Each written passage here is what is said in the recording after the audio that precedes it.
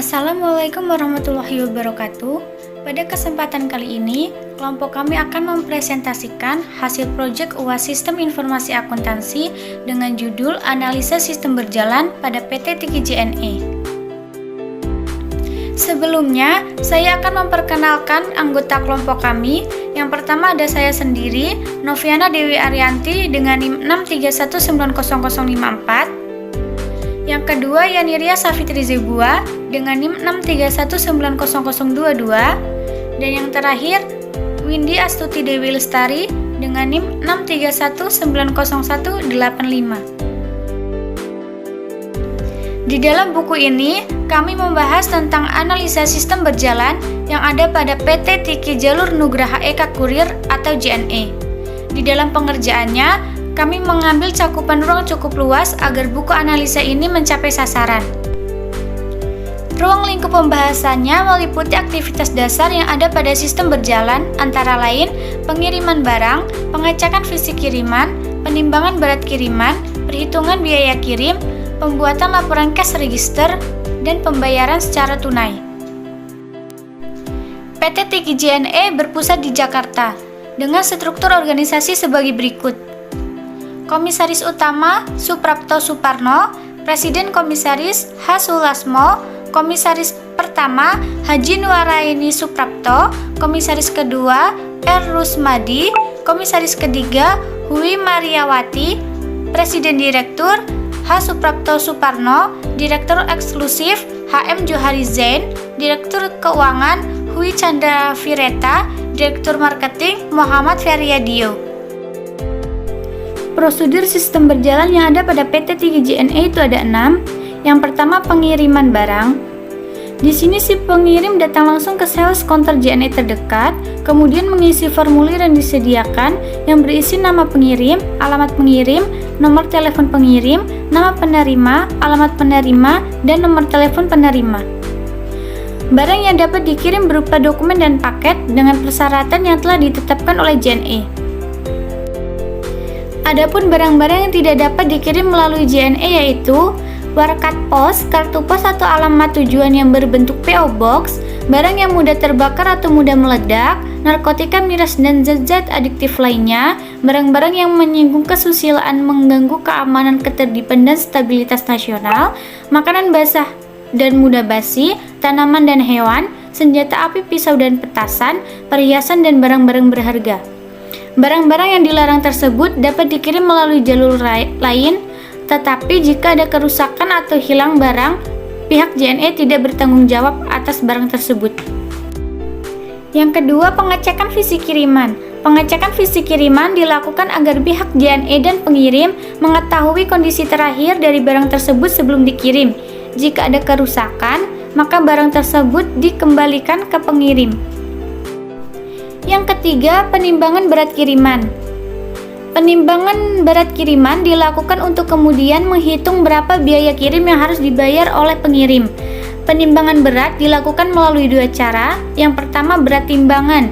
Kiriman ditimbang dengan timbangan pada umumnya dan berat kiriman ditentukan dengan satuan kilogram. Yang kedua, berat volumetrik. Kiriman diukur dengan meteran standar dalam bentuk sentimeter.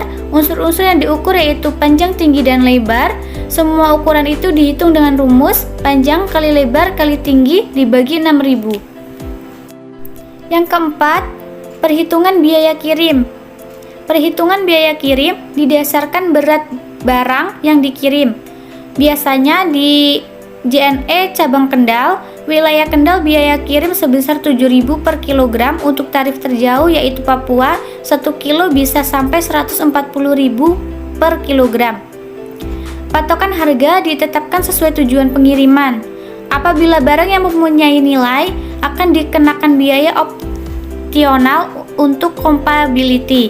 Sedangkan jika barang yang dikirim berbentuk barang elektronik, maka adanya biaya tambahan. Biaya yang dihitung antara lain biaya administrasi sebesar Rp5.000, biaya asuransi sebesar 0,2% dari harga barang, dan biaya lainnya sebesar 1% dari biaya kirim.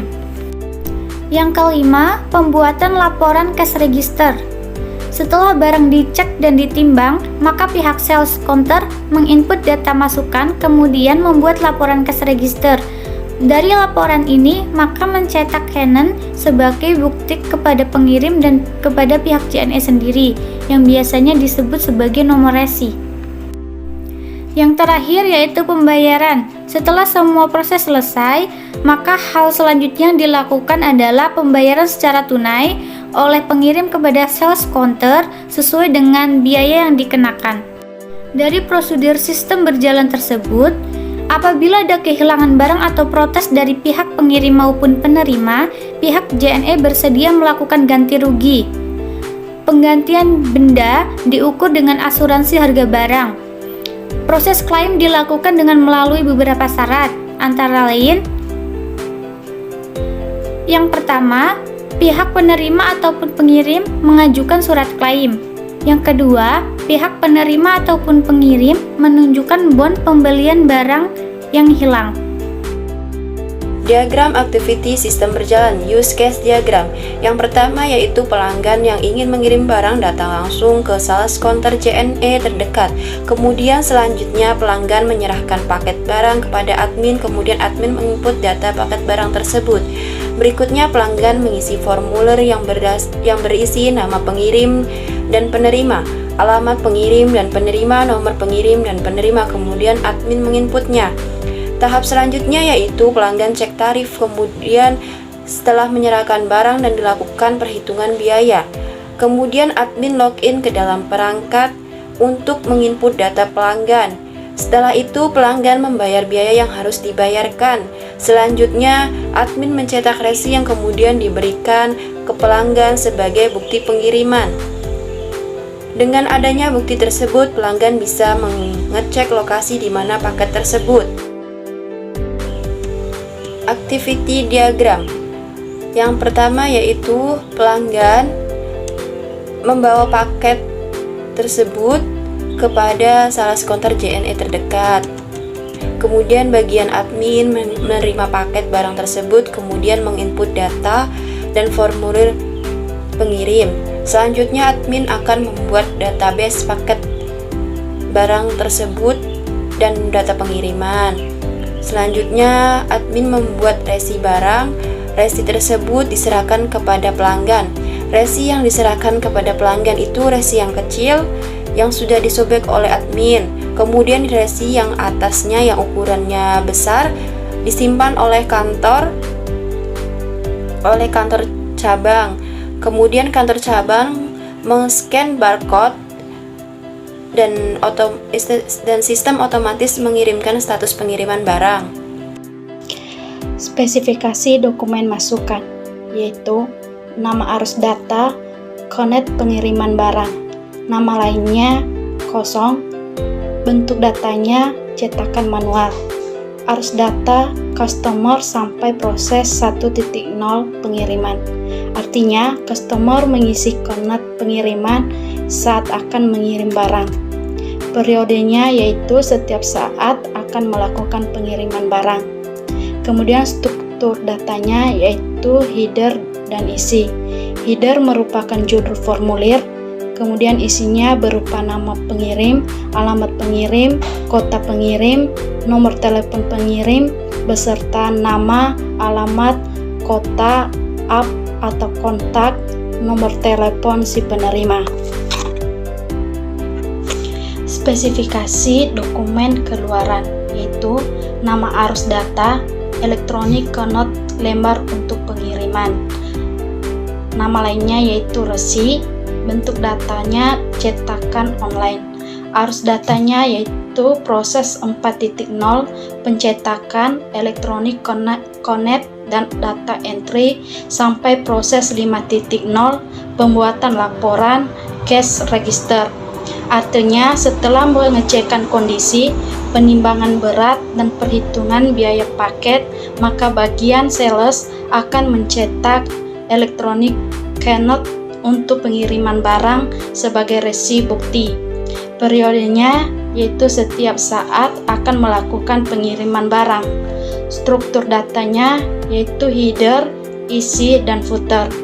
Header berisikan judul elektronik, tanggal pengiriman, layanan, kode pengiriman, jenis pengiriman, stempel, spesifikasi kiriman. Isinya yaitu jumlah kiriman, berat kiriman, biaya lain-lain, asuransi, admin asuransi total biaya.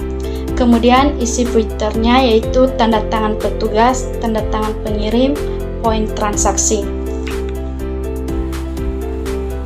Permasalahan pokok PT Tiki JNE yaitu yang pertama, PT Tiki JNE Kendal masih menggunakan sistem komputerisasi secara sederhana, sehingga data-data inputan terprogram secara sederhana, karena pada dasarnya data-data tersebut dikirim secara online ke Jakarta, pusatnya kantor JNE. Yang kedua yaitu, dikarenakan pengiriman data ke Jakarta via online, pihak JNE sering kali mengalami gangguan jaringan yang membuat pengiriman data tersebut tersendat. Yang ketiga yaitu, secara manualnya, JNE juga mengalami gangguan seperti printer yang rusak ataupun hardware yang mengalami kerusakan. Yang keempat, masih banyaknya komplain pelanggan karena kasus barang belum diterima, tetapi dalam resi sudah tercatat barang diterima. Selanjutnya, pemecahan masalah tersebut yaitu dengan 1.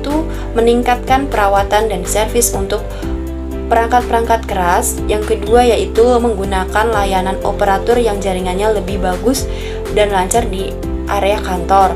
Yang ketiga yaitu membuat backup file. Yang keempat yaitu kurir harus lebih mematuhi SOP. Kesimpulan, berdasarkan hasil penelitian kelompok kami mengenai sistem akuntansi pada sistem berjalan terhadap perusahaan PT Tiki JNE, kami melihat beberapa permasalahan yang terjadi di dalam sistem perusahaan, seperti penggunaan sistem komputerisasi secara sederhana, gangguan jaringan, kerusakan hardware, dan komplain tentang kurir. PT Tiki JNE harus mengupayakan untuk menghadapi dan mengatasi permasalahan-permasalahan tersebut. Saran, berdasarkan kesimpulan tersebut, kelompok kami memberikan saran untuk menghadapi permasalahan yang sering terjadi di PT Tiki JNE, yaitu memperbaiki dan lebih meningkatkan perawatan terhadap hardware yang digunakan, seperti menservis secara rutin dan selalu membersihkan hardware agar tahan lama. Kemudian untuk masalah jaringan, kami sarankan untuk menggunakan paket internet yang lebih baik dan operator layanan yang sudah terbukti kualitasnya, agar meminimalisir gangguan jaringan, dan juga hendaknya pihak JNE membuat printout setiap input data sebagai backup file yang tercetak, sehingga apabila terjadi kerusakan, data-data tidak hilang dan terhapus.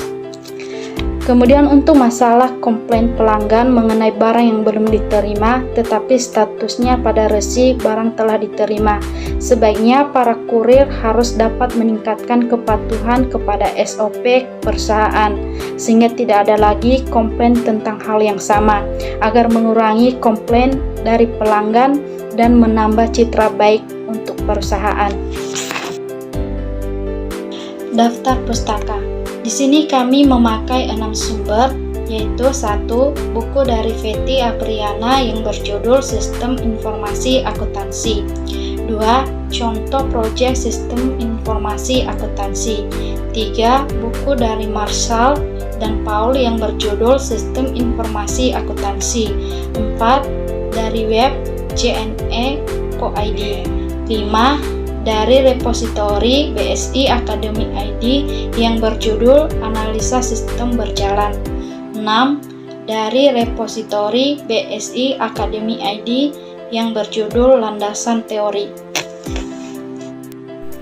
Atas selesainya proyek UAS Sistem Informasi Akuntansi dengan judul Analisa Sistem Berjalan yang ada pada PT Tiki JNE ini, maka kami ucapkan terima kasih kepada Yang pertama, Bapak Dr. Muhammad Wahyudi MMM.Com MPD selaku Rektor Universitas Bina Sarana Informatika.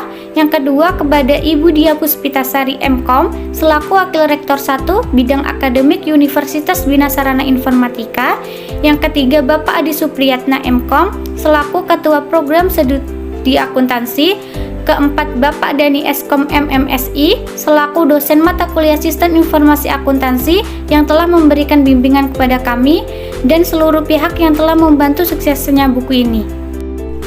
Sekian presentasi dari kami, kurang lebihnya mohon maaf. Jika ada kesalahan kata mohon dimaafkan. Wassalamualaikum warahmatullahi wabarakatuh.